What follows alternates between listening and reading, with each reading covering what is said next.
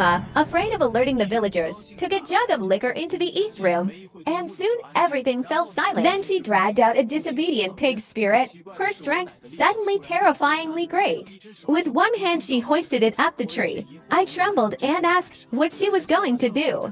Grandma sneered that a pig spirit that refused to listen did not deserve to become human, then slit its throat. In the moonlight I saw her body splattered with blood. Stammering, I asked what to do with the corpse. She narrowed her eyes and said to chop it up and feed it to the pig. She raised an axe and hacked the remaining body apart, and I stepped back in horror, feeling she was a stranger. Early next morning we went into the east room together. On the floor lay 7 or 8 gold lumps, about the size of a palm, smeared with pig filth. Grandma grinned, scooped the dirty gold into her clothes, then poured pig feed on the ground.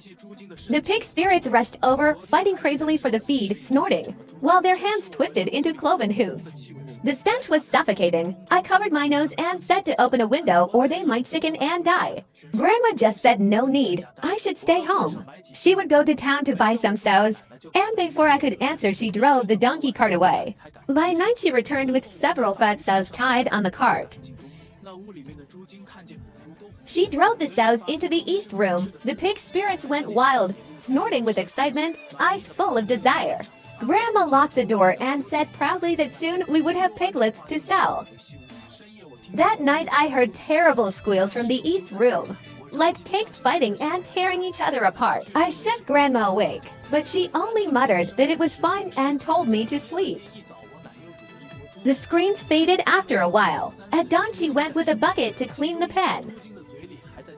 When she opened the door, 3 pig spirits were devouring the sows, one still chewing bloody entrails. Grandma pretended not to see, calmly put down the feed and searched the room for more gold. For days she carried porridge and leftovers into the east room. Each time she came out with fresh gold in her hands. Soon the gold was gone and the 7 or 8 pig spirits turned completely back into ordinary pigs. Unhappy, Grandma herded the fat pigs into the yard and hung them one by one on the tree. She gripped the skinning knife. I froze and asked when she had learned to make skinless pigs. She smirked that she had mastered it when young and Grandpa only knew the basics, then cut open a line on the pig's back. White fat oozed out as she smoothly peeled off the whole hide and hung it on a clothesline. The pigs in the yard trembled, but as if their legs were numb they did not dare to move.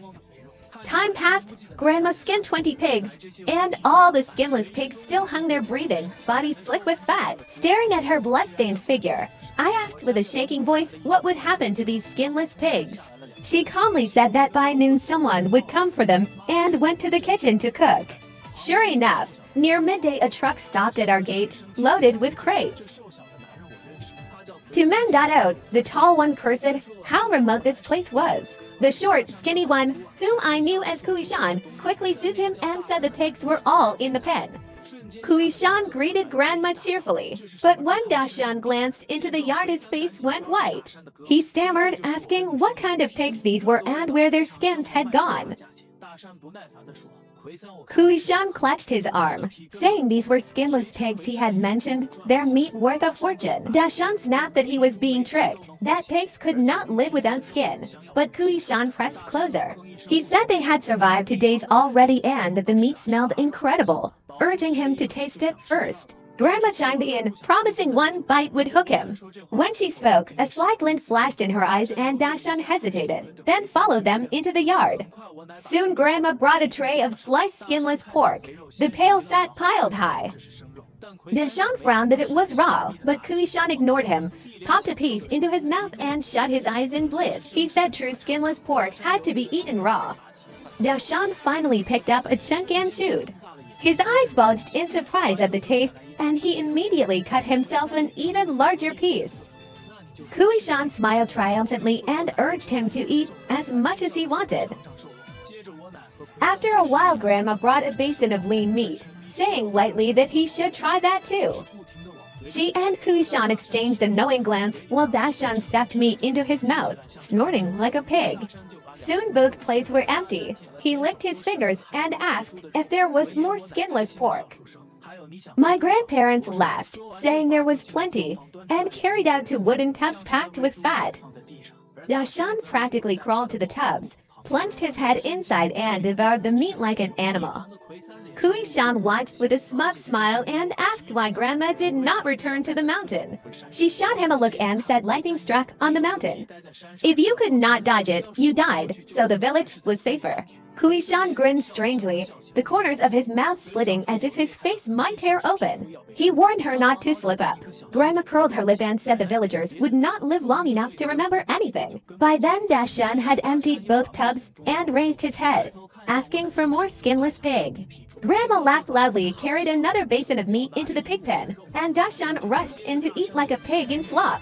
Kui Shan said goodbye, and Grandma nodded, telling him in 60 years it would be his turn to fill the bowl. The next morning I nervously asked what she was planning. Grandma smiled slyly and said even hoofs still had their uses. I stepped back, and she began acting strangely, dragging a skinless pig from the east room. She chopped it to pieces and mixed the meat into the trough for the pigs in the pen. 7 days later, Dashan vanished, and a brand new fat pig appeared in our pig pen. Grandma, full of pride, slipped a finished pigskin coat over herself. Black hair sprouted and she looked 10 years younger. She sliced 2 chunks of skinless pork and ate them. The taste was heavenly, but her head soon spun. In the haze, I only heard someone calling, "Old man, the pigs are ready for slaughter. Time to skin them again." Enjoy the video. Please like and subscribe for more. Thanks.